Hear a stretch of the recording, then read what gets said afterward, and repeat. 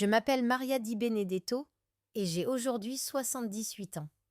Depuis quelques années déjà, mes os grincent et mes nuits se font courtes, troublées par des souvenirs que j'aurais voulu enterrer sous la terre épaisse des montagnes calabraises. Pourtant, rien ne s'enterre vraiment, pas même les secrets les plus anciens. Je vis dans un village si reculé que parfois je me demande si le reste du monde sait encore que nous existons. Il est perché au sommet d'une colline entre Aspromonte et la mer, dans ces terres que le vent écorche et où les pierres conservent la mémoire des morts. Les maisons de pierre y sont alignées comme des vieillards qui attendent la fin. La fin, les volets souvent clos, les portes lourdes, presque jamais ouvertes aux étrangers. Chaque matin, je sors sur la petite terrasse de ma demeure en m'agrippant à la rambarde rouillée. De là, j'aperçois au loin les ruines du vieux monastère de San Rocco, perché lui aussi, mais plus haut, presque dans les nuages. Il reste là, silhouette grise et mutilée, comme une blessure que personne n'a soignée. Les pierres ont noirci, le toit s'est effondré il y a des décennies, mais les murs tiennent encore, témoins silencieux de ce qui s'est passé entre leurs ombres. Parfois, au crépuscule, quand la lumière rase les collines et colore la pierre de sang et d'or, je crois entendre la cloche fissurée qui tintait autrefois pour l'Angélus. C'est peut-être mon imagination ou la punition de ma mémoire qui refuse de s'éteindre. Je n'avais que 8 ans quand mes parents sont morts. Un accident, m'a-t-on dit. Une charrette renversée dans un ravin en revenant du marché de Reggio Calabria. Ils étaient partis tôt ce matin-là, mon père conduisant la mule, ma mère portant dans son panier les fromages et les figues séchées qu'elle vendait pour quelques lires. Le sentier était étroit, la pluie avait rendu la terre traîtresse et le bois de la charrette, paraît-il, avait cédé sous le poids. C'est ce qu'on a raconté. Mais même à cet âge, j'avais deviné dans les regards fuyants, les messes basses, qu'il y avait peut-être autre chose. Mon père était un homme droit mais têtu, et il s'était fait des ennemis parmi ceux qui contrôlaient les terres et les récoltes. On ne parle pas des accidents provoqués ici, mais ils existent, et la vérité se perd comme les gouttes de pluie dans la poussière. Je suis donc restée seule. Pas de frère, pas de sœur. La famille était loin, ou morte. Et dans ce village, l'orphelin était une bouche inutile, un poids que personne ne voulait vraiment porter. C'est alors que le frère Salvatore a proposé de me prendre sous sa protection. Un homme de Dieu, respecté, craint même, qui vivait presque en ermite dans ce monastère à flanc de montagne. Il était la loi et la morale, le confesseur de tous, le garant des âmes. Quand il s'est présenté chez moi, en soutane noire, les mains jointes sur son ventre large, tout le monde a acquiescé. Il était hors de question de refuser l'aide d'un serviteur du Très-Haut. Je me souviens encore du moment où il m'a tendu la main pour que je le suive. Sa paume était large, ses doigts épais comme des racines, et quand mes petits doigts s'y sont perdus, un frisson m'a parcouru. Un frisson que je n'ai pas su comprendre, mais que mon corps, lui, n'a jamais oublié. Nous avons gravi ensemble le chemin escarpé jusqu'au monastère. J'avais une petite valise en cuir que ma mère m'avait donnée, où j'avais glissé une poupée de chiffon, quelques habits et une médaille de la Vierge. Je croyais partir vers un endroit où Dieu m'aimerait encore, malgré mon chagrin, où les prières me consoleraient. J'étais une enfant, et l'enfant qui sommeille encore en moi voudrait parfois m'empêcher de continuer ce récit. Mais je dois le faire. Avant de mourir, il faut que je raconte. Que la pierre, peut-être, finisse par parler elle aussi. Quand nous sommes arrivés devant la grande porte de bois du monastère, il m'a regardé de haut en bas et a murmuré quelque chose qui m'a échappé. Je crois qu'il a dit « La pureté a toujours une odeur ». Je n'ai pas compris, mais je me suis sentie nue sous ses yeux. Ce soir-là, les nuages étaient bas et le vent soufflait fort, comme pour m'avertir. Mais à 8 ans, qui écoute vraiment le vent ? Je n'oublierai jamais le bruit que fit la lourde porte en se refermant derrière moi. C'était un grondement sourd, comme si la pierre elle-même avalait ma petite silhouette pour ne jamais me recracher. Le monastère était immense à mes yeux d'enfant. Les murs suintaient l'humidité, les couloirs sentaient la cire, la moisissure et quelque chose de plus ancien encore, une odeur de renfermé, de secret. Frère Salvatore marchait devant moi, sa soutane frottant contre la pierre, ses pas résonnant avec une régularité presque militaire. Il ne se retournait pas, comme s'il savait que je n'oserais pas fuir. Et il avait raison. Où serais-je allé? La vallée était profonde, la montagne hostile, et au village, personne ne m'attendait plus. Il m'a conduit dans une petite cellule aux murs blanchis à la chaux. Un lit étroit, une couverture rêche, une croix de bois au-dessus de la tête de lit, et une fenêtre si haute qu'elle n'offrait que le ciel comme horizon. Ici, tu prieras, tu dormiras, tu apprendras. Le Seigneur te voit toujours, Maria.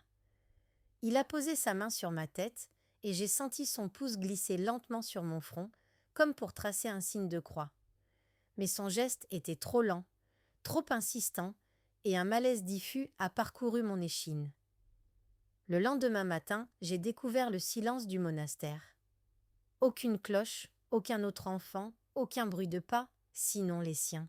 Frère Salvatore vivait là presque seul, disait-il, dans le recueillement et la prière. Il m'apprit très vite à lire les psaumes, à recopier des textes sacrés à la lumière d'une chandelle, à balayer les couloirs, à laver la vaisselle dans une grande bassine d'eau froide. Il me répétait que le travail purifiait l'âme, que la parole de Dieu s'incarnait dans l'obéissance. Les premiers jours, il était aimable, d'une gentillesse rigide mais sans faille. Il m'appelait « ma petite brebis » ou « l'agneau du Seigneur ». Il m'apportait du pain, un peu de fromage, parfois une pomme. J'étais faible, mais je ne manquais de rien. Il me disait que j'étais choisie, que Dieu avait un dessein pour moi. J'étais si triste, si perdue, que je me suis accrochée à ses mots comme à une bouée. Mais parfois, son regard s'alourdissait. Il me demandait de réciter des prières à genoux devant lui, longtemps, très longtemps, jusqu'à ce que mes jambes tremblent. Quand je faiblissais, il s'approchait et relevait mon menton du bout de ses doigts, me forçant à garder les yeux ouverts. La faiblesse est une tentation de Satan, Maria. Il faut la combattre. Les jours passaient, tous semblables. Il me réveillait tôt, avant même que l'aube ne blanchisse le ciel. Le monastère était alors plongé dans une pénombre épaisse, et seule la flamme des bougies dessinait des ombres mouvantes sur les murs. J'avais peur de ces formes qui dansaient, de ces silhouettes qui semblaient parfois mes pieds depuis les recoins obscurs. Une nuit, pourtant, je me suis réveillée en sursaut. Quelqu'un avait entr'ouvert la porte de ma cellule. Dans la lumière vacillante, j'ai vu sa silhouette massive. Il restait là, sans bouger, me regardant. Je faisais semblant de dormir, la respiration feinte et régulière, mais je sentais son regard peser sur moi. Puis, la porte s'est refermée, doucement, et j'ai entendu ses pas s'éloigner. Je n'ai pas dormi cette nuit-là, ni les suivantes. Une peur sourde s'est installée dans mon ventre. Je n'osais rien dire. À qui l'aurais-je dit? Le village était loin, le monastère, mon seul abri. Et frère Salvatore, l'homme de Dieu, était censé me protéger. Mais au fond de moi, une alarme silencieuse venait de se déclencher. Et cette alarme, je ne pouvais plus l'ignorer. Au matin, quand il est venu me réveiller, je me suis levée comme d'habitude, obéissante et silencieuse. Mais quelque chose avait changé en moi. Un instinct de méfiance comme une bête qui sent l'orage bien avant que les nuages n'apparaissent. Je guettais chacun de ses gestes, chaque inflexion de sa voix. Il m'observait aussi, plus attentivement qu'avant.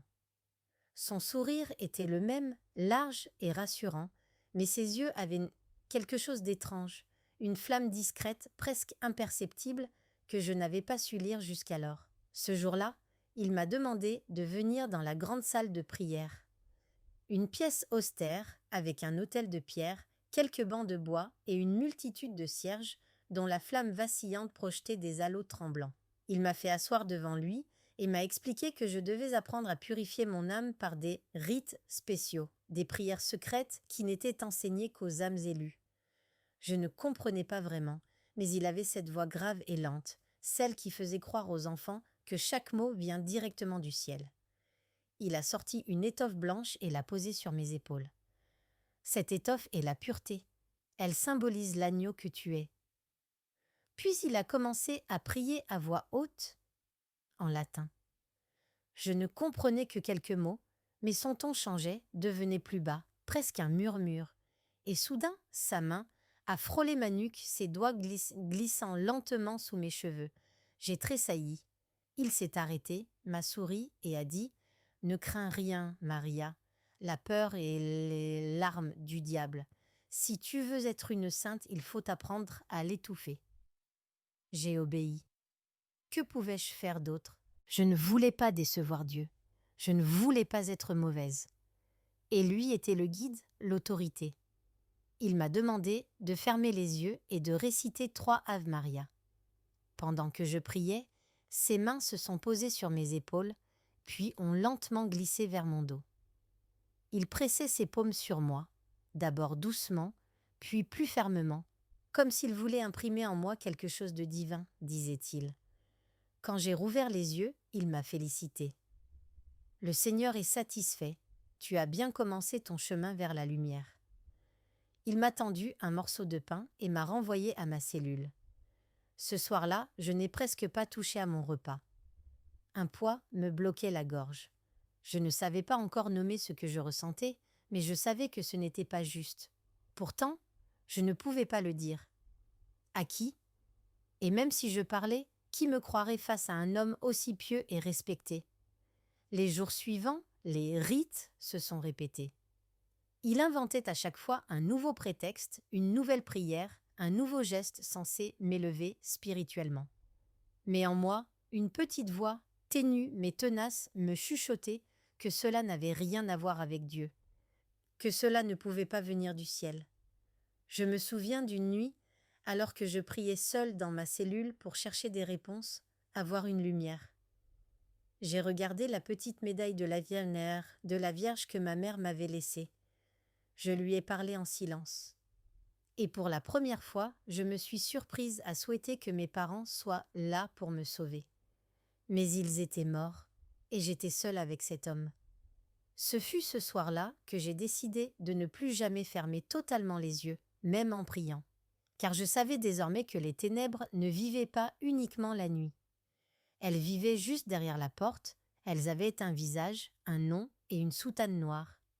Les semaines passaient, toutes semblables, avec la même routine de prière, de travaux, de lecture pieuse, mais surtout avec ses rendez-vous imposés dans la salle de prière ou dans sa bibliothèque, toujours sous le prétexte d'un rituel ou d'un enseignement secret.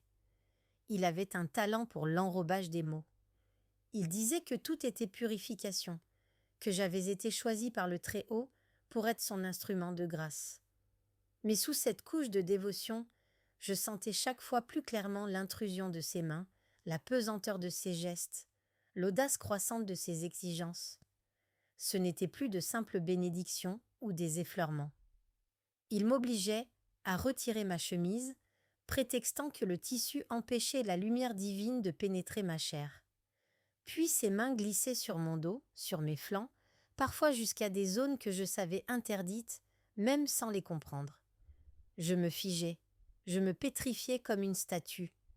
Si je pleurais, il me disait que c'était le signe que l'âme résistait encore au salut. Si je tremblais, il affirmait que c'était la faiblesse du corps qui devait être domptée. Il parlait de moi comme de son petit agneau, sa créature offerte à Dieu. Et je me taisais. Je me taisais par peur, par honte, par ignorance aussi.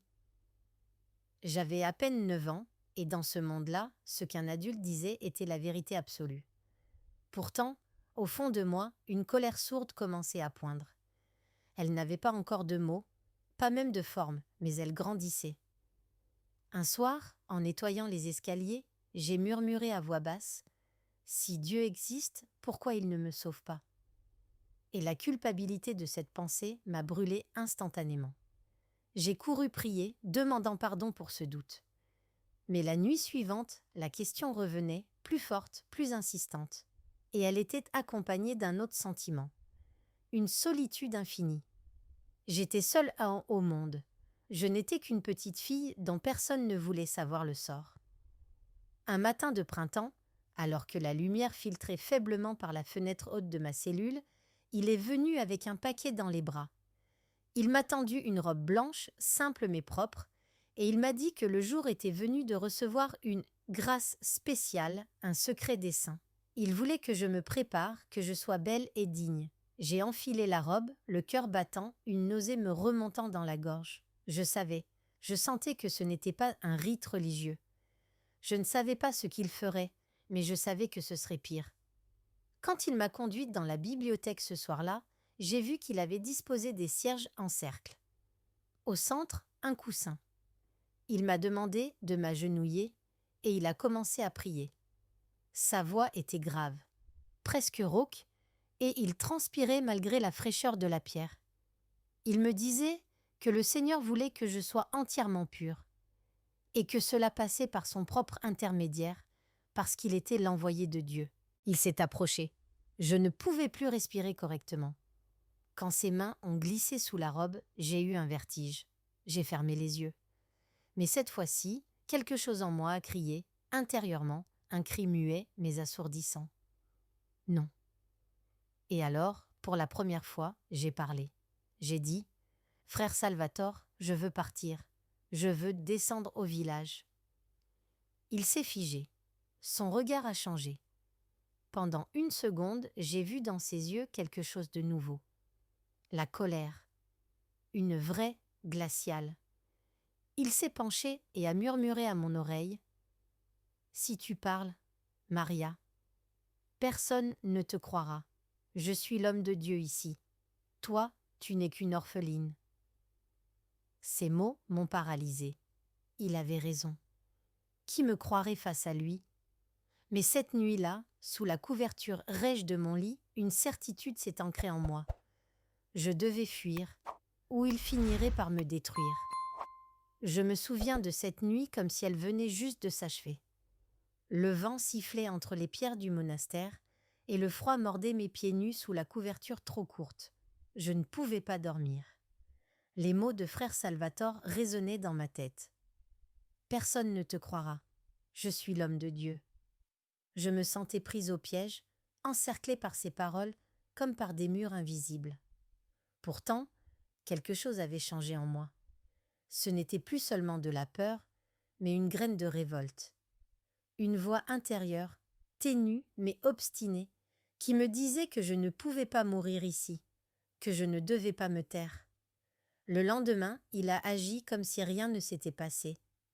Il me caressait la tête en souriant, me donnait du pain plus frais que d'habitude et parlait doucement, presque tendrement.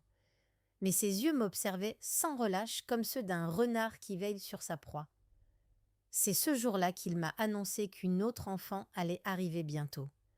Il m'a dit que la Providence lui avait confié une nouvelle âme à éduquer, une fillette citadine dont les parents pieux voulaient qu'elle grandisse dans la pureté de la vie monastique. J'ai senti mon ventre se nouer. Une autre enfant, une autre proie. Je ne pouvais pas le permettre. Pas après ce que j'avais vécu, pas après ce que je commençais à deviner de ses intentions réelles. Quelques jours plus tard, elle est arrivée. Elle s'appelait Lucia. Elle avait 11 ans, un peu plus que moi, et venait de Catane, en Sicile. Une famille riche mais rigoureuse, m'a dit frère Salvatore, qui voulait faire d'elle une jeune fille exemplaire aux yeux de Dieu. Quand je l'ai vue pour la première fois, j'ai été frappée par la vivacité de son regard, par sa curiosité naturelle. Elle avait des cheveux noirs comme le jais, des yeux pétillants de malice et un sourire qui laissait entrevoir une volonté farouche. Elle parlait vite, posait 1000 questions sur le monastère, sur moi, sur ce que nous faisions ici. Moi, je ne savais pas comment l'avertir. Comment lui dire que ce lieu était un piège sans paraître folle, ou pire, sans qu'elle aille répéter mes paroles à frère Salvatore. Car je ne savais pas encore si elle me croirait. Et si elle parlait, il me punirait. Il me l'avait déjà fait comprendre, à mots couverts. Alors, les premiers jours, je me suis tue. Mais j'observais. Et très vite, j'ai vu comment il s'approchait d'elle, comme il l'isolait, comme il lui racontait qu'elle était spéciale, qu'elle avait été choisie. Les mêmes mots, les mêmes gestes qui commençaient, discrets mais lourds de menaces. Je me souviens encore de la première fois où il l'a convoquée seule dans la bibliothèque. Elle m'a regardée en partant, insouciante, en me lançant « Maria, je reviens vite, il veut me montrer un livre interdit. » Elle riait, croyant à une aventure. Je suis restée là, devant la porte de ma cellule, les poings serrés. Chaque seconde était un supplice. Je savais ce qu'il préparait. Et je me suis haïe pour ne pas avoir eu le courage de l'en empêcher. Elle est revenue, 1 heure plus tard, différente, silencieuse. Elle ne riait plus. Elle est allée directement dans sa cellule et a claqué la porte. Le lendemain, ses questions avaient disparu. Elle parlait peu, et surtout, elle ne voulait plus jamais rester seule. Alors j'ai compris que je n'avais plus le choix. Il fallait fuir. Pas seulement pour moi, mais pour Lucia aussi. C'est à partir de ce jour-là que j'ai commencé à réfléchir à un plan. Je ne savais pas comment, je ne savais pas quand, mais j'avais cette certitude brûlante. Je devais sauver Lucia et moi-même avant que le monastère ne devienne notre tombeau vivant. Le monastère était vieux, labyrinthique, mais je le connaissais par cœur. Chaque couloir, chaque escalier dissimulé derrière les tapisseries humides, chaque recoin d'ombre où la pierre suintait le froid. J'avais repéré une porte dérobée, presque invisible derrière les cuisines, qui menait à un sentier escarpé descendant vers la forêt. Le problème, c'est que cette porte était toujours fermée par une lourde clé que frère Salvatore gardait suspendue à sa ceinture. Je passais mes journées à chercher le moment idéal pour la lui dérober, mais il était vigilant. Il avait compris que Lucia et moi étions devenus proches, et il commençait à nous surveiller davantage.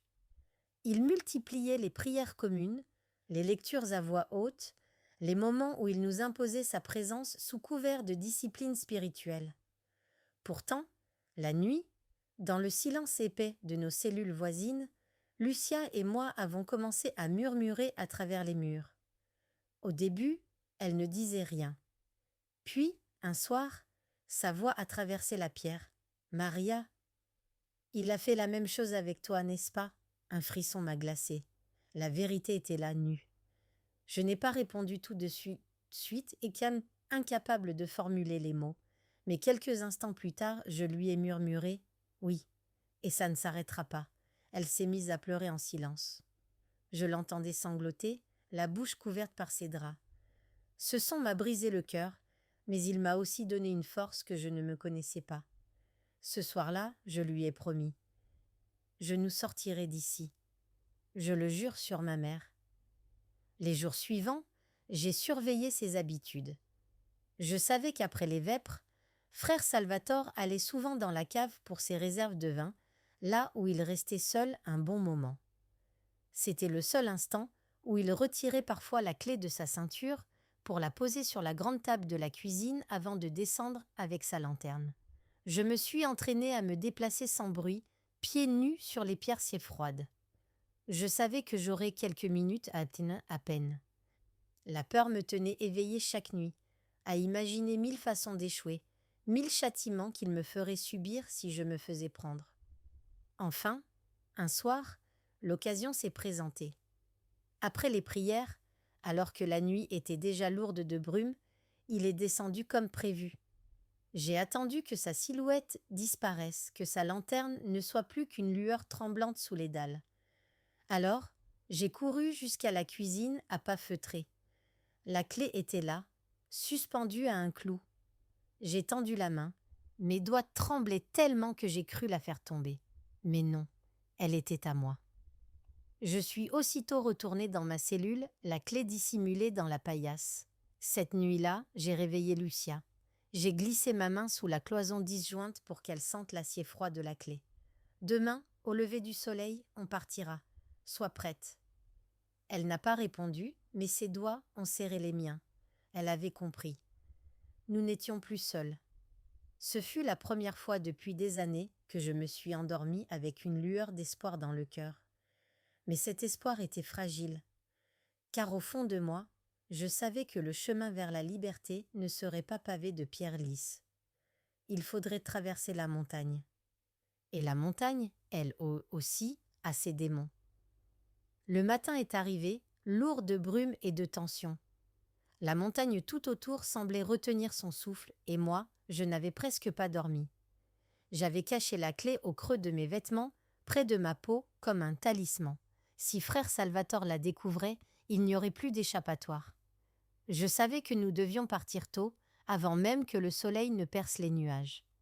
Frère Salvatore priait longuement à l'aube, reclus dans la chapelle, et c'était notre seul créneau. J'ai rejoint Lucia dans le couloir silencieux.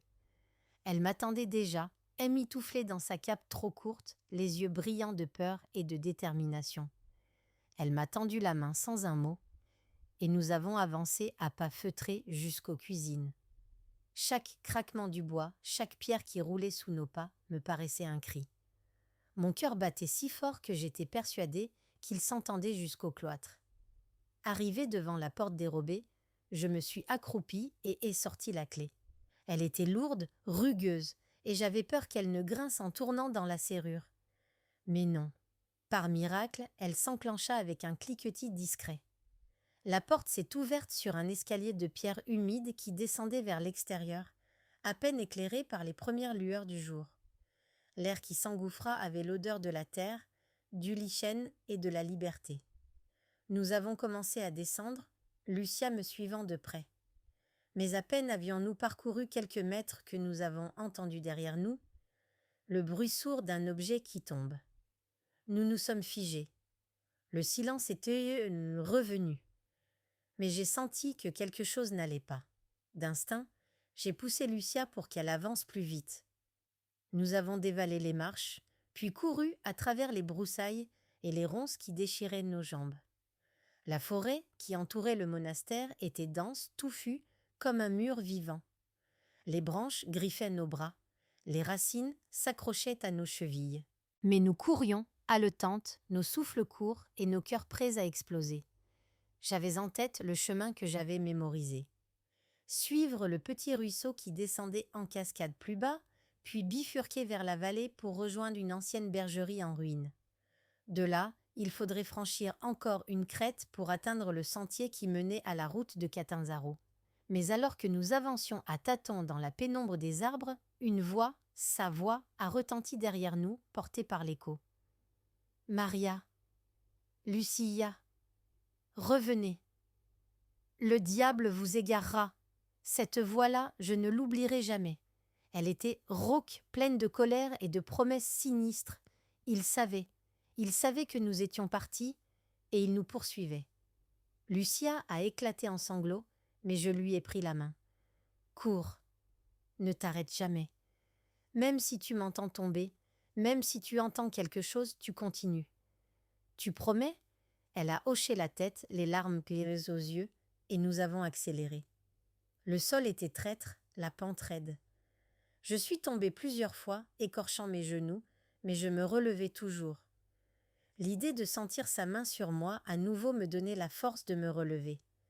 Le ciel commençait à s'éclaircir, mais la forêt restait sombre et inquiétante. Des bruits de pas résonnaient derrière nous. Peut-être était-ce lui, peut-être étaient-ce des animaux, mais chaque craquement me glaçait le sang. Nous avons couru longtemps jusqu'à ce que nos poumons nous brûlent. Enfin, la forêt s'est éclaircie, laissant apparaître les ruines de la bergerie.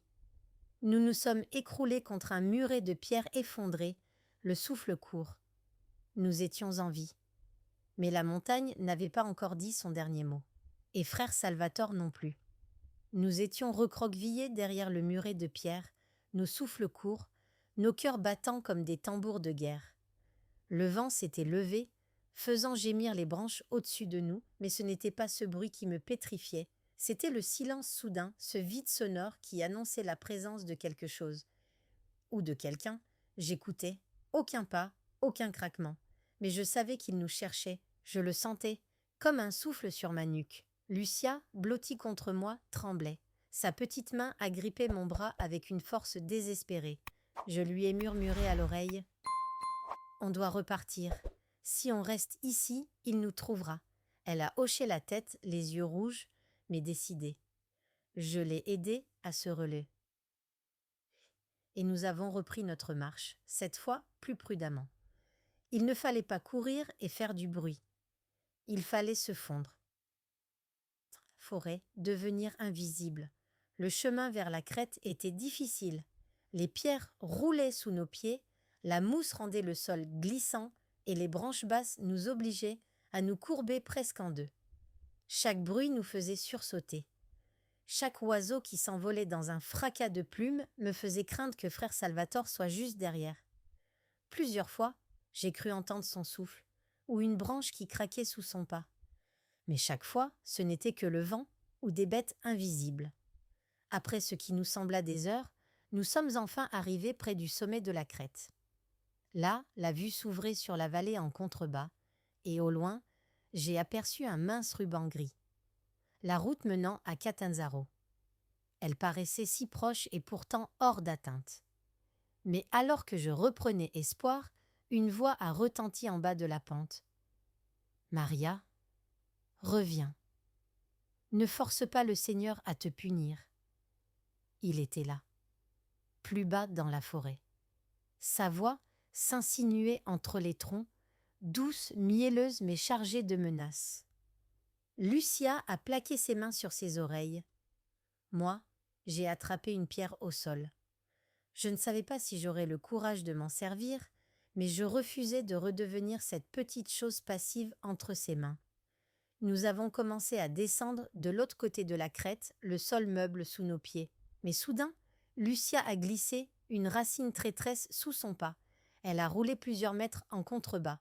Son cri a résonné dans toute la montagne. « Lucia !» ai-je crié en dévalant pour la rejoindre. Je l'ai retrouvée étendue, le genou en sang mais consciente. Elle pleurait, de douleur, de peur.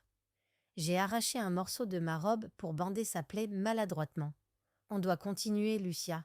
Si on s'arrête, il nous rattrapera. » Elle a hoché la tête, malgré les larmes.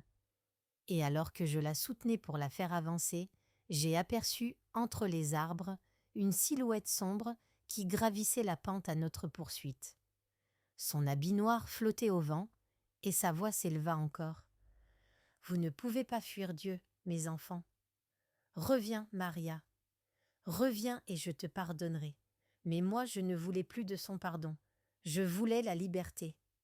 Je me suis retournée vers Lucia, le regard décidé. « On va y arriver. Je te le promets.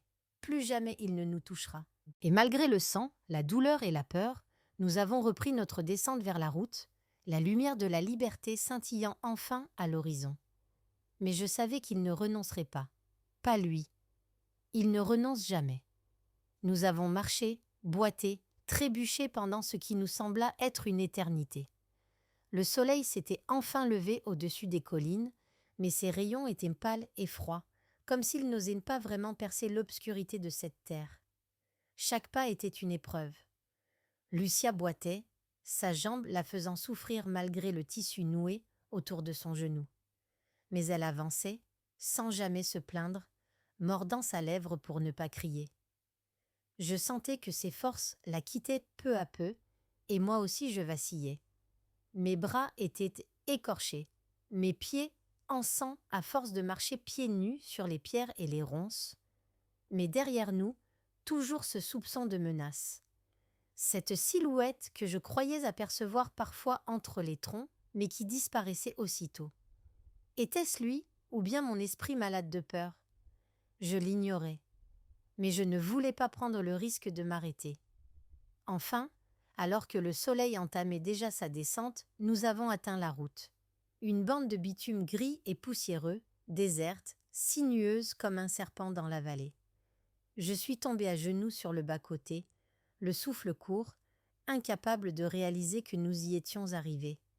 Lucia me regardait, les yeux grands ouverts, incrédule.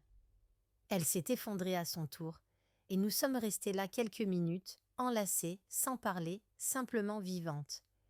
Mais la route était vide. Pas une charrette, pas une voiture. J'ai eu peur que la nuit tombe avant que quelqu'un ne passe, et que frère Salvatore nous rattrape enfin. Alors, Avec les dernières de force qui me restaient, j'ai hissé Lucia sur mon dos, aussi bien que je le pouvais, et nous avons avancé en titubant le long du chemin. Puis, au détour d'un virage, un bruit, un grondement sourd. Et bientôt, une camionnette est apparue, cahotant sur le bitume, couverte de poussière.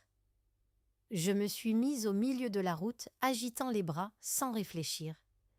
L'homme au volant a freiné brusquement, ouvrant la portière. Il avait un visage buriné, des cheveux poivre et sel, et une expression inquiète. « Que faites-vous ici, toutes les deux? Vous êtes blessées. » Je ne savais pas par où commencer. Mais mes jambes ont flanché et je suis tombée à genoux. Il a couru vers nous, aidant Lucia à s'asseoir dans la cabine, puis moi. Dans le véhicule, au chaud, entouré d'odeurs de foin et de bois, je me suis enfin effondrée en sanglots. Tous ces mois, ces années de terreur, s'échappaient d'un coup. L'homme nous a demandé qui nous étions, ce qu'il s'était passé. Mais je n'arrivais pas à parler. Je tremblais de tout mon corps, le regard perdu. Lucia, elle, serrait ma main très fort. Puis, d'une voix frêle, elle a simplement dit « On fuit le diable ».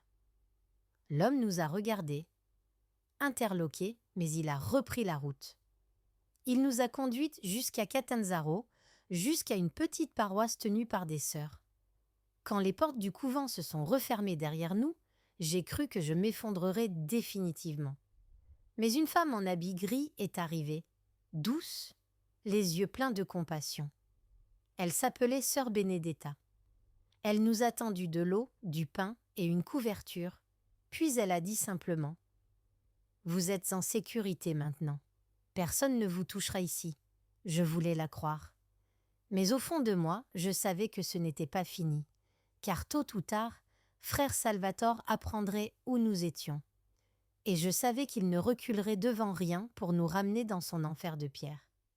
Le couvent était simple, modeste, posé au sommet d'une colline qui dominait Catanzaro. Il y régnait une paix étrange, presque irréelle pour moi, après les années passées dans le monastère. Les murs sentaient la cire et la lavande, les sols résonnaient du frottement doux des sandales et des robes des sœurs. Mais je n'arrivais pas à m'apaiser. J'avais beau être loin du vieux monastère, je continuais à entendre sa voix dans ma tête, ses pas lourds sur la pierre, son souffle fétide lorsqu'il approchait trop près. La nuit, je sursautais au moindre bruit. Je n'étais pas la seule. Lucia aussi se réveillait en pleurs, ses cauchemars peuplés de ce que nous avions fui. Les sœurs étaient impatientes. Elles ne posaient pas trop de questions, respectant nos silences, nous offrant des repas chauds, des vêtements propres. Mais je voyais leur regard inquiet, leur incompréhension face à nos silences et nos terreurs. Un matin, sœur Benedetta est venue s'asseoir à côté de moi, dans le petit jardin où je regardais les oliviers se balancer sous le vent. Elle ne m'a pas parlé tout de suite.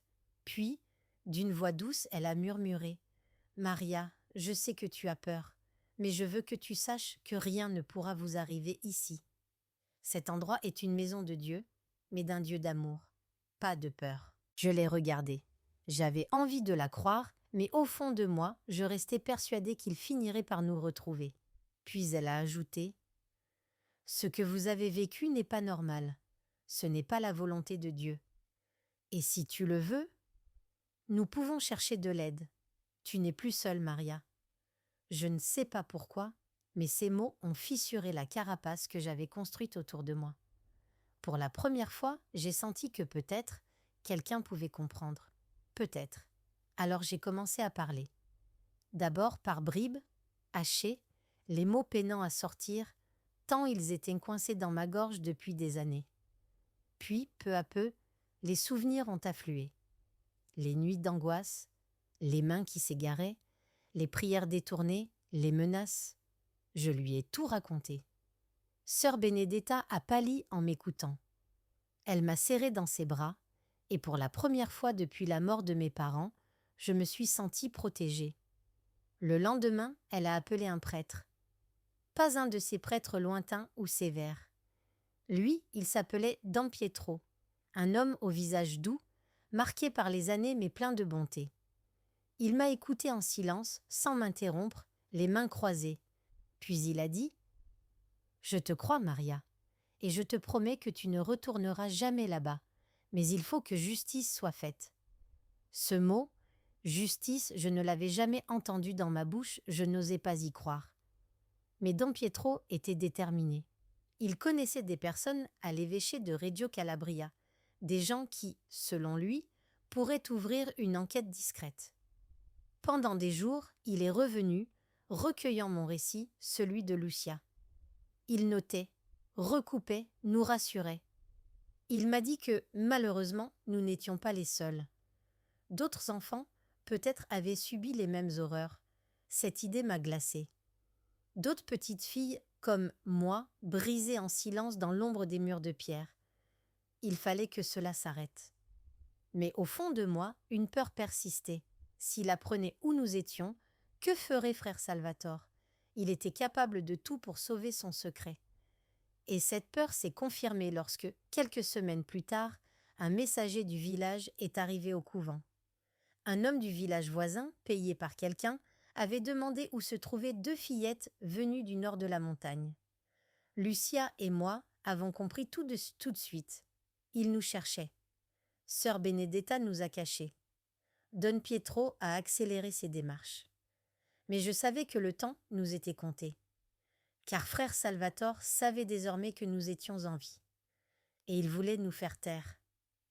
Les jours qui suivirent furent comme suspendus, saturés d'une tension sourde.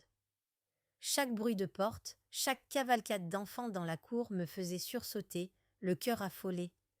J'avais la sensation d'être redevenue la petite proie tapie au fond de sa cellule, attendant que l'ombre s'abatte sur elle. Don Pietro revenait presque chaque jour. Il parlait bas avec sœur Benedetta, échangeait des lettres, faisait des allers-retours entre Catanzaro et Reggio Calabria. Il avait réussi à alerter un ami dans l'église, un prêtre intègre, qui s'indignait que de tels abus puissent être commis dans une maison de Dieu. Mais nous savions tous que cela ne suffirait pas. Car frère Salvatore était respecté, craint même, dans tout le diocèse. Il appartenait à ces hommes d'église intouchables, aux mains propres en apparence, mais aux ombres épaisses derrière eux. Un soir, alors que la nuit tombait et que le ciel se couvrait d'encre, Don Pietro nous a réunis, Lucia et moi, dans le petit parloir du couvent. Sa voix était grave, son regard inquiet. « Il sait que vous êtes ici. Il est venu à Catanzaro, soi-disant pour une retraite spirituelle, mais en vérité, il vous cherche.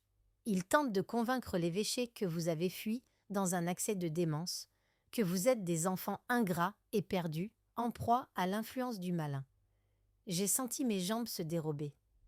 Il était là, dans la même ville. Il respirait le même air que moi, et chaque rue pouvait cacher son ombre. J'ai pris la main de Lucia, qui restait muette, la peur ancrée dans ses pupilles noires. Mais Don Pietro n'avait pas dit son dernier mot. Il avait parlé avec son contact au sein de l'église, et une enquête secrète avait commencé. Des messagers avaient été envoyés dans le village, des témoins convoqués discrètement. Quelques anciens racontaient que des enfants étaient montés au monastère, autrefois, pour n'en jamais revenir. Certains parlaient de rumeurs, de disparitions étouffées, de silences achetés. Le prêtre avait aussi obtenu un soutien du côté des autorités civiles. Un magistrat de Reggio, discret mais déterminé, était prêt à ouvrir un dossier, à condition d'obtenir des témoignages solides. J'ai compris que mon récit et celui de Lucia ne suffiraient pas. Il fallait d'autres voix, d'autres preuves. Mais comment? La peur muselait les bouches. Qui oserait accuser un moine et c'est un serviteur de Dieu, surtout dans ces terres encore gouvernées par la superstition et la soumission à l'Église? Mais un jour, alors que nous étions cachés dans une pièce haute du couvent, une religieuse est montée nous voir. Elle avait les mains tremblantes, mais dans ses yeux brillait une étincelle de révolte. « Je le connais, frère Salvatore. Quand j'étais enfant, il venait visiter notre paroisse à Tropea. et j'ai toujours senti qu'il cachait quelque chose. J'ai une cousine qui a été envoyée là-haut. Elle n'en est jamais revenue. Sa famille dit qu'elle est morte d'une fièvre, mais moi je n'y ai jamais cru. » Ces paroles me firent l'effet d'un coup de poing. Lucia s'est recroquevillée contre moi, et moi j'ai serré les dents. Nous n'étions pas seuls. Nous ne l'avions jamais été. Avec le courage de cette sœur, les langues commencèrent à se délier petit à petit. D'autres souvenirs émergèrent, des suspicions anciennes. Les pierres du monastère n'avaient pas tout enterré. L'enquête prenait forme. Mais avec elle grandissait le danger. Car frère Salvatore avait compris qu'il perdait le contrôle. Il n'était pas simplement venu à Catanzaro pour prier. Un soir, au crépuscule, alors que je regardais les collines depuis une petite fenêtre, j'ai aperçu une silhouette en contrebas du couvent. Immobile, vêtu de sombre, le visage masqué par l'ombre du capuchon. Je savais que c'était lui. Il nous guettait. Et cette fois, il ne comptait plus simplement nous ramener. Il voulait nous faire taire à jamais. Ce soir-là, je n'ai pas dormi. Je suis restée assise sur le rebord de mon lit, une couverture serrée contre mes épaules, les yeux fixés sur la porte close. Dans la pénombre, le vent faisait trembler les volets et chaque craquement du bois me faisait tressaillir. Je revoyais cette silhouette en bas du couvent, ce corps massif qui n'avait pas besoin de visage pour être reconnu. Il était là. Il savait où nous étions. Et plus que jamais, je sentais qu'il viendrait. Que ce n'était plus une question de peur, mais une question de temps. Le lendemain matin, j'ai supplié sœur Benedetta de nous cacher ailleurs, mais elle m'a regardé droit dans les yeux et m'a dit « Non, Maria, si nous fuyons encore, il gagnera. Il faut rester, affronter. Nous sommes nombreuses ici, il ne peut pas toutes nous faire taire. Et Don Pietro veille. » Elle avait raison. Mais cette raison ne suffisait pas à calmer les battements affolés de mon cœur. Don Pietro, lui, ne restait pas inactif. Il avait sollicité le magistrat de Reggio Calabria et un jour, ce dernier est arrivé au couvent. C'était un homme grand, austère, au regard perçant. Il s'appelait Signor Giudice Corrado Mancini et dès qu'il est entré, j'ai su que nous avions un véritable allié. Il parlait peu, mais écoutait beaucoup. Il m'a demandé de raconter encore, en détail, tout ce que j'avais vécu. Je lui ai tout dit, jusqu'à l'écœurement, jusqu'aux larmes. Lucia aussi a témoigné, sa voix parfois étranglée mais ferme. Mancini notait tout en silence, puis il nous regardait longuement, comme pour peser la vérité de nos mots. Il a fini par dire « Ce que vous avez décrit, je le soupçonnais. Il y a d'autres enfants disparus, des familles qui n'ont jamais osé parler, croyant à des maladies ou à des vocations religieuses forcées. Nous allons creuser. Nous allons remonter jusqu'au fond du puits. » Ces paroles m'ont réchauffé. Mais elles sont aussi venues avec une nouvelle. Frère Salvatore avait déposé une plainte officielle auprès du diocèse, affirmant que nous avions été ensorcelés par un prêtre rebelle, Don Pietro, et par des religieuses corrompues. Que nous étions des menteuses, des dépravées, pervertis par Satan. Et le pire, certains membres de l'Église le croyaient, ou faisaient semblant de le croire. Car accuser un moine, c'était salir l'image de l'Église, et cela, peu étaient prêts à l'accepter. Le magistrat avait donc accéléré son enquête. Il avait envoyé des hommes discrètement au village, au monastère même, sous prétexte d'une inspection de routine. Ils avaient fouillé les lieux, et ce qu'ils avaient trouvé dépassait l'imagination.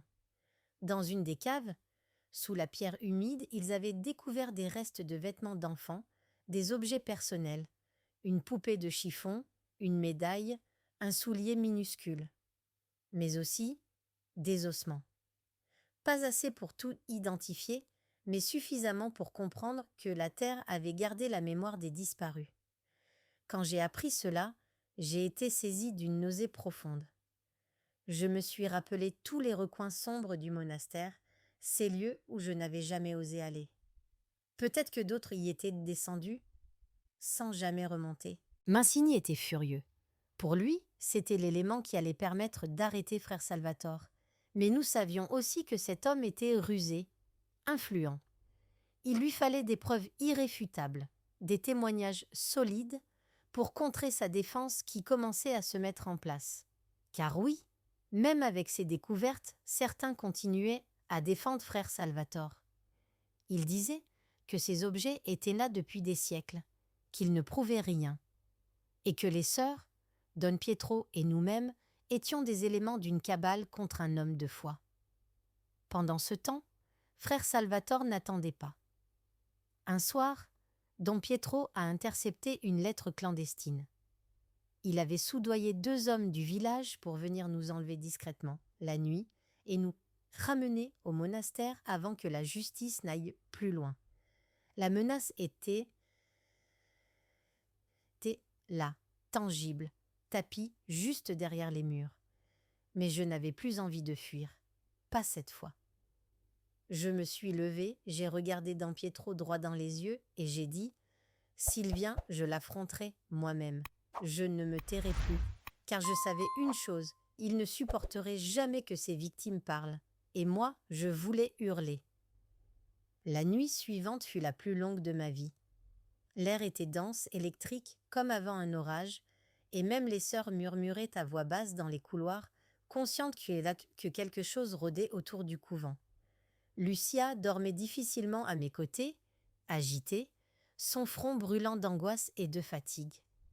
Je suis restée éveillée, assise sur ma paillasse, le regard fixé sur la porte. Je me rappelais les paroles de Don Pietro, les découvertes du magistrat Mancini, mais surtout cette lettre qui annonçait que 2 hommes, payés par frère Salvatore, viendraient nous enlever. Ce savoir était comme une épine sous la peau, invisible mais douloureuse à chaque instant. Aux premières heures du matin, alors que l'aube se dessinait à peine, un bruit sec, étouffé, a résonné dans la cour du couvent. Un bruit de ferraille, de bois déplacé. J'ai bondi hors du lit, prête à réveiller les sœurs, mais à cet instant, la porte s'est ouverte brusquement. C'était Don Pietro, le visage grave. Ils sont là, par l'arrière du couvent. Restez ici avec Lucia. Je vais les retenir. Mais je ne pouvais pas rester là. Je ne pouvais pas me terrer une fois encore comme la petite fille effrayée que j'étais au monastère. Alors j'ai saisi un chandelier lourd, le seul objet de défense à ma portée, et je suis sortie derrière lui. Dans la cour, 2 hommes encapuchonnés tentaient de forcer la porte de la buanderie pour passer discrètement. Mais ce qui m'a pétrifiée, c'est que derrière eux, dans l'ombre, se tenait frère Salvatore lui-même, vêtu de sa soutane noire, les mains croisées derrière le dos, impassible comme une statue de granit. Il nous observait.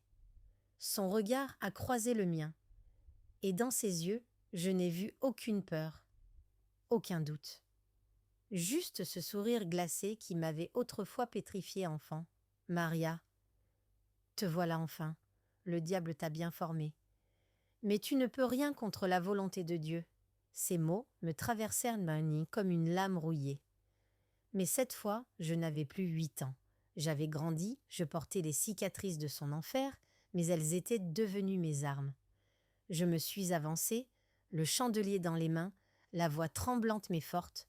« Tu n'es pas Dieu, Salvatore, tu n'es qu'un monstre, et cette fois, tout le monde le saura. » Il a éclaté d'un rire bref, méprisant.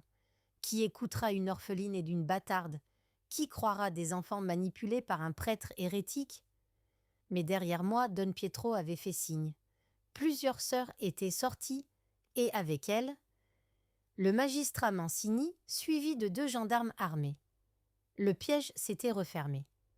Le magistrat s'est avancé, droit et digne. « Frère Salvatore, vous êtes en état d'arrestation pour abus, meurtre et actes de barbarie. Toute résistance aggraverait votre cas. » Pour la première fois, j'ai vu la colère passer sur son visage. Ce n'était plus le masque du moine pieux, mais celui d'un animal acculé. Il a hurlé que c'était un mensonge, une manipulation, que nous étions des pécheresses, des vipères nourries par Satan. mais les gendarmes l'ont maîtrisé. Les 2 hommes payés pour nous enlever se sont rendus sans opposer de résistance. Il a été menotté, traîné comme un criminel, et moi, je suis restée debout, les jambes flageolantes, mais le cœur gonflé d'un mélange de soulagement et de chagrin. Car oui, il partait, mais il laissait derrière lui tant de vies brisées. Quand il a croisé mon regard une dernière fois, il a craché à mes pieds. « Tu n'es qu'une ingrate, Maria. Tu ne sauras jamais rien faire d'autre que trahir. » Mais ces mots n'avaient plus de pouvoir, car pour la première fois, c'était lui qui partait enchaîné et moi qui restais debout, libre. Je me suis retournée vers Lucia, qui était sortie en titubant. Je l'ai prise dans mes bras et nous avons pleuré ensemble, pas seulement de peur, pas seulement de fatigue. Nous pleurions parce que nous venions, enfin, de survivre. Les jours qui suivirent son arrestation furent étranges, comme si le monde avait basculé dans une autre réalité que je ne reconnaissais pas. Le silence qui m'avait si souvent enveloppé comme un linceul était enfin rompu, mais ce nouveau vacarme, celui des questions, des témoignages, des allers-retours entre les autorités, avait quelque chose de déroutant. Le procès ne tarda pas à s'organiser. Il fut décidé qu'il se tiendrait à Reggio Calabria, là où les échos de l'Église résonnaient le plus fort et où le tribunal ecclésiastique et civil pourraient être convoqués ensemble. Pour moi, simple orpheline que j'étais, Reggio représentait un autre monde, une ville aux pierres nobles, bien loin de mon village suspendu dans les montagnes. Mais je n'y allais pas en pèlerine, j'y allais pour témoigner. Le voyage fut long. Don Pietro et sœur Benedetta nous accompagnaient, Lucia et moi. Dans la calèche qui nous emmenait, je regardais défiler les paysages, les vallées vertes, les falaises abruptes, les petits hameaux perdus. Chaque arbre semblait garder en son cœur la mémoire des enfants disparus. Lorsque nous sommes arrivés dans la ville, tout m'éblouissait. Les façades imposantes, les ruines pavées animées, les clochers qui s'élevaient comme des doigts pointés vers le ciel. Mais au fond de moi, une peur persistait. Et si tout cela n'était qu'un décor inutile? Et si, malgré les preuves, malgré les témoignages, il s'en sortait? Le jour du procès, je suis entrée dans la grande salle au plafond voûté. Des hommes en robe noire, des juges civils et ecclésiastiques, des prêtres, des notables, et dans une cage de bois. Frère Salvatore. Il était là, assis, le dos droit, le regard toujours aussi dur, aussi hautain. Il semblait ne pas voir le tribunal, ni les juges, ni les témoins. Il ne voyait que nous. Quand nos regards se croisèrent, j'ai senti mes jambes trembler, mais je n'ai pas baissé les yeux. Pas cette fois. On m'a appelé à la barre. Ma gorge était nouée, mais j'ai raconté, lentement, tout. Les gestes, les mots, les menaces, les nuits d'angoisse. J'ai parlé de Lucia, de son arrivée, des premiers abus, de notre fuite. La salle était suspendue à mes lèvres. Personne ne bronchait, sinon quelques murmures d'indignation. Puis d'autres témoignages sont venus. Celui des villageois qui avaient enfin osé parler des disparitions d'enfants. Celui de la religieuse qui avait reconnu les objets retrouvés dans la cave du monastère. Et surtout, les ossements. Les experts avaient conclu qu'il s'agissait bien d'ossements humains, d'enfants, et que leur mort remontait à plusieurs années. Quand vint le tour de frère Salvatore de se défendre, il ne trembla pas. Il parla longtemps, affirmant que nous étions possédés par le démon, que tout cela était un complot fomenté par Don Pietro, jaloux de son influence spirituelle. Il dénonça la décadence de l'Église, l'envie de nuire à un homme pieux. Mais personne ne croyait plus à ses mensonges. Son emprise s'effritait. Chaque mot qu'il prononçait le condamnait davantage. Après plusieurs jours d'audience, le verdict tomba. Frère Salvatore était coupable. Coupable d'abus sexuels, de violences, de meurtres. La sentence fut lourde. Emprisonnement à perpétuité, excommunication et infamie publique. Quand les chaînes cliquetèrent à ses poignets pour l'emmener, il se tourna une dernière fois vers moi. Ses yeux n'étaient plus que haine. et il murmura quelque chose que je n'ai jamais compris. Mais peu importait.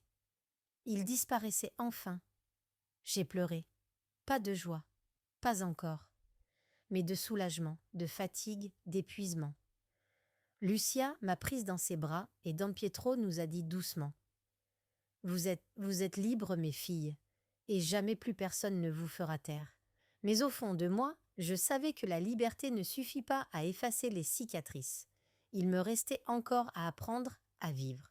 Cela fait tant d'années maintenant, 70, peut-être un peu plus. Je vis seule dans cette maison au bout du village, là où les oliviers penchent leur dos sous le poids du vent. Je ne suis jamais retournée dans ce monastère. D'ailleurs, qui aurait pu? Il est devenu un tas de pierres abandonnées, rongées par le temps et la mémoire. Personne n'y monte plus, sauf peut-être les oiseaux et les renards. Lucia et moi sommes restés quelques années au couvent après le procès. Elle est devenue comme une sœur, mon seul véritable repère. Puis un jour, elle est partie vivre à Messine pour recommencer. Elle m'écrivait souvent, jusqu'à ce que les lettres s'espacent, que la vie nous éloigne. Mais je sais qu'elle a survécu, qu'elle a bâti quelque chose de solide, une famille, un foyer. Cela me réchauffe encore quand j'y pense, les soirs où la solitude est plus lourde que d'habitude. Moi, je suis restée en Calabre. J'avais besoin de rester près de ces montagnes, de ces forêts qui avaient été témoins de ma fuite. Peut-être par défi, peut-être par fidélité à celle que j'étais alors. J'ai travaillé comme couturière, j'ai vécu simplement. Je ne me suis jamais mariée. Mon corps portait trop de marques invisibles pour que je puisse un jour le confier à quelqu'un d'autre. Mais j'ai aimé, parfois, timidement, sans jamais oser vraiment me laisser aller. C'est une chose que ces monstres volent aussi. La capacité à se livrer entièrement. Parfois, les enfants du village viennent me voir. Ils me trouvent étrange, avec mes yeux qui regardent trop loin, mon silence. Mais ils m'écoutent quand je leur raconte des histoires d'autrefois, des contes inventés, parce que la vraie histoire, celle de ma vie, je ne l'ai jamais vraiment racontée, jusqu'à aujourd'hui. Chaque nuit, je m'assois sur ma terrasse et je regarde les lumières de Catanzaro au loin. Je pense à mes parents, morts dans ce soi-disant accident. Parfois, je me demande encore si ce n'était pas un avertissement pour eux, un avertissement de ceux qui savaient ce que mon père dénonçait en silence. Mais tout cela est loin. Les réponses sont peut-être mortes avec eux. Je pense à frère Salvatore. Je ne sais pas ce qu'il est devenu en prison. Peut-être est-il mort là-bas, dans l'anonymat et la honte. Je n'ai jamais cherché à savoir. La haine que j'avais pour lui s'est lentement transformée en une sorte de vide. Il ne mérite même plus ma colère. Parfois, je ferme les yeux et je revois la petite fille que j'étais, celle qui grimpait les marches du monastère la main dans celle d'un faux saint. Je voudrais lui dire que la lumière existe, même au cœur des ténèbres, qu'elle survivra, qu'elle criera, et que le monde finira par entendre. Aujourd'hui, alors que mes forces déclinent et que mes os protestent au moindre mouvement, je ressens pourtant une paix étrange. J'ai raconté. J'ai déposé ce fardeau sur le papier, dans l'air, dans les souvenirs. Si un jour quelqu'un trouve ce récit, qu'il sache que nous n'étions pas seulement des victimes. Nous avons fui, nous avons parlé. Et nous avons existé, pleinement, douloureusement, mais libres. Je m'appelle Maria Di Benedetto et je suis née 2 fois. La première dans un village pauvre de Calabre. La seconde, le jour où, une clé volée à la ceinture d'un monstre, j'ai ouvert la porte qui menait à la vie. Il y a des souvenirs qui s'éteignent avec le temps, d'autres qui restent incrustés dans la chair comme une brûlure jamais vraiment refermée. Le mien appartient à cette seconde catégorie. Pourtant, ce que j'éprouve aujourd'hui n'est plus la douleur brute, celle qui lacère. C'est une douleur devenue familière, comme un vieux compagnon qui marche à mes côtés, sans plus jamais me quitter. Je suis vieille, et je le sens chaque matin quand je me lève en m'agrippant aux meubles, quand mes mains tremblent en versant l'eau du thé, quand mes yeux ne distinguent plus si bien les détails de l'horizon. Et pourtant, Chaque aube où je peux encore me tenir debout est une victoire sur tout ce que cet homme avait tenté de m'arracher. J'ai appris à pardonner, mais pas à lui. Non, lui, je ne lui ai jamais accordé la moindre parcelle de pardon. Je me suis pardonné à moi. Pour les silences, pour les peurs, pour cette honte qui m'a étouffé tant d'années. Je me suis pardonné d'avoir été faible, parce qu'en réalité, je ne l'étais pas. J'étais une enfant et j'ai survécu. Je ne sais pas ce que devient Lucia aujourd'hui. Peut-être vit-elle encore, quelque part en Sicile, au milieu de ses enfants et petits-enfants. Je l'espère de tout mon cœur. Parfois, je m'imagine frapper à sa porte un jour et la retrouver, lui raconter tout ce que j'ai compris, tout ce que j'ai appris sur nous. Mais le temps nous a séparés, comme il le fait souvent, et je n'ai jamais eu le courage d'entreprendre ce voyage. Le monastère de San Rocco n'existe presque plus. On raconte que les pierres s'effondrent chaque hiver un peu plus, que bientôt il ne restera que des gravats, avalés par les ronces et la tmonée et la mousse. Je le sais, car une seule fois, et je suis remontée jusqu'à lui. C'était il y a des années. Le chemin était toujours aussi raide, mais mes jambes d'alors me portaient encore. Arrivé en haut, j'ai vu les ruines, les murs éventrés, la bibliothèque effondrée. J'ai marché jusqu'à ma vieille cellule. Il ne restait qu'un pan de mur, une croix renversée et quelques pierres éparses. Je me suis assise là et j'ai pleuré. Non pas de douleur, mais de libération. Car ces pierres ne pouvaient plus me faire de mal. Plus jamais. Aujourd'hui, je ne sais pas combien de jours il me reste, mais avant de partir, je voulais que mon histoire existe quelque part. Que ma voix s'élève au-dessus des montagnes, des collines, des forêts. Qu'un jour, une femme, une enfant qui porte une peur semblable à la mienne, sache qu'elle n'est pas seule.